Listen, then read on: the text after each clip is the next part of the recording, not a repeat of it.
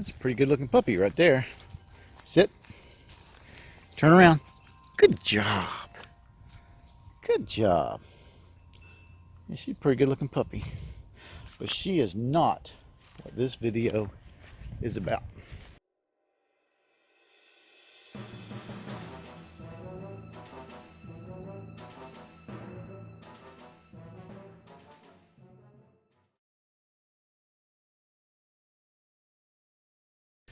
This video is about the giant chicken tractor. And I've made some progress. Not a lot of progress. Haven't worked on it much, but I've made some progress. So here's where I'm at. It's pretty much, the bones are in. It's framed out. I got the door made. That's going to be good. I've got it framed good. It's nice and tight. Now these two struts across here are not going to be here. I've just put them up for kind of to hold it all together while I was working. I don't really need them anymore. But where I'm at is I don't know where I'm going to put the roosting bars, and I haven't figured that out yet. I mean, I guess I'm going to go all the way across, but I really don't want to. So I'm still playing with that. But I've got the wheels, and I've got some nesting boxes, and I'm getting that all figured out before I put any wire on, because I just figure that it'll be easier to do that before the wire goes on. These are the nesting boxes I've decided to go with. I was going to build my own, but I'm really trying to stay light here, and this is probably about the lightest scenario I can come up with for nesting boxes. Got them from Tractor Supply, 25 bucks a piece. But let's see, how does this work? I think you got to push in. But I think it'll be good. Now the plan is that they're going to go up here. There's going to be 2 nesting boxes, and then I'll have a board on the other side with doors so that we can reach in. And just like with any of my coops, the idea is to make it so that you don't have to go inside the coop very often.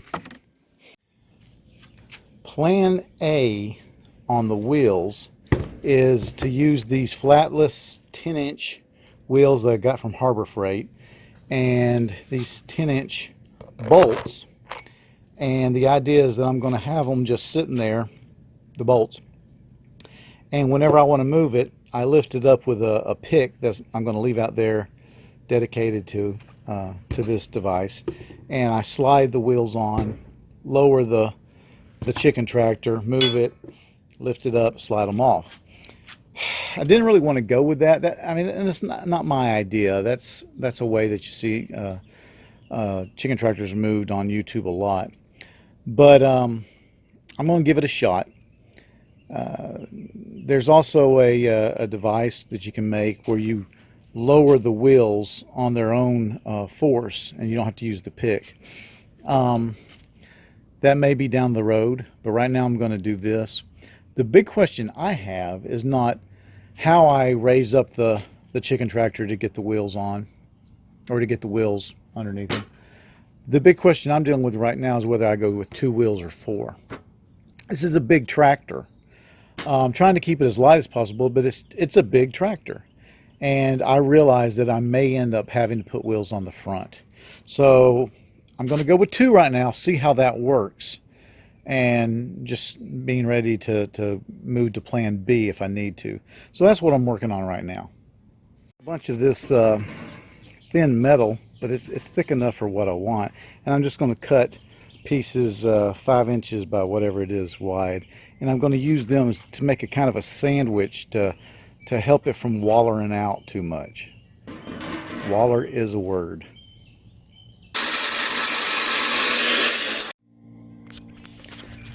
Alright, so what I've done is tried to reinforce this bolt that is going to support the wheel as much as I could. In my previous chicken tractor, the hole that the bolt went through just got wallered out, as I said, and it just presented problems. So what I've done is I've put a metal bracket, as I showed. I made a sandwich here, and then I put one here. And I'm hoping that that will keep that bolt, which is also a beefier bolt, pretty tight and pretty still, and will allow the wheel to you know, stay on one plane and not waller around. Here's the view from the other side. I tried to find lock washers, 5/8 lock washers, and could not find any at Lowe's. I don't know if that's a supply chain issue or what. I'll keep looking, because I think I'm going to need lock washers there. So the idea is that you know, you take the pick and lever it up and you slip the wheel in there, and that for the short amount of distance, which is 12 feet, that you'll be traveling, you don't need to put the to put another nut on, and that the wheel will be okay. That's the theory. That's how the people on the YouTube do it. I'm hoping it'll work, because if it doesn't, I'm going to have to try something else. I want to stop a second and mention something. I did not have a 5/8 bit that wasn't a paddle bit, and since I was going through that metal and wood sandwich, I wanted something other than a paddle bit. So when I hit Lowe's, I was looking for a 5/8, and there's not a lot of selection in 5/8, and I got the cheapest one, which was this Irwin. And I have to say, this little bad boy just ate right through metal and wood like nobody's business. I think I paid $7 and some change, close to $8 for this thing, which is about half the price of most of the 5/8 bits. It's funny, you can get a 1/2-inch bit, you know, name brand, for $9, but then when you go up to the 5/8, which isn't near as common, I guess, we're talking $18. So I got this Irwin, the cheaper one, and like I said, it's new, and I understand when they're new and sharp, but this thing ate it up, and I was very impressed. Good job, Irwin. Good job. So now that I've got the 2 bolts in for the back wheels, the big thing to do, the big test, is going to be putting the cord in here that I pull it with, and seeing how well it pulls. And although I don't have everything on it, the main structure's there. I mean, sure, there's going to be more weight when we get all that chicken wire on it, and there's a few more accoutrements, and obviously the water. But if this thing, you know, pulls fairly well, if it doesn't wobble from side to side or just fall apart, if it doesn't turn into a big land yacht, then I'll know that I'm doing okay. And this helps inform me on whether I'm going to end up having to go with 4 wheels. And at least with me, when I build things, one thing informs another thing. So I have to get this done before I know if I'm going to have wheels up front.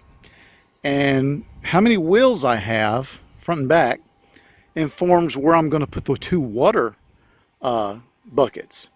If I can get away with just 2 wheels, the water buckets are going to go in those 2 corners, and they're going to be permanent, and they're going to be fed by a hose. However, if I have to go with 4 wheels, the water buckets are going to go up here, because I don't mind having that weight, that water weight up front. But if I'm going with 2 wheels, I don't want 2 full buckets of water up here that I got to lift. I want them back there where they don't have to be lifted as much.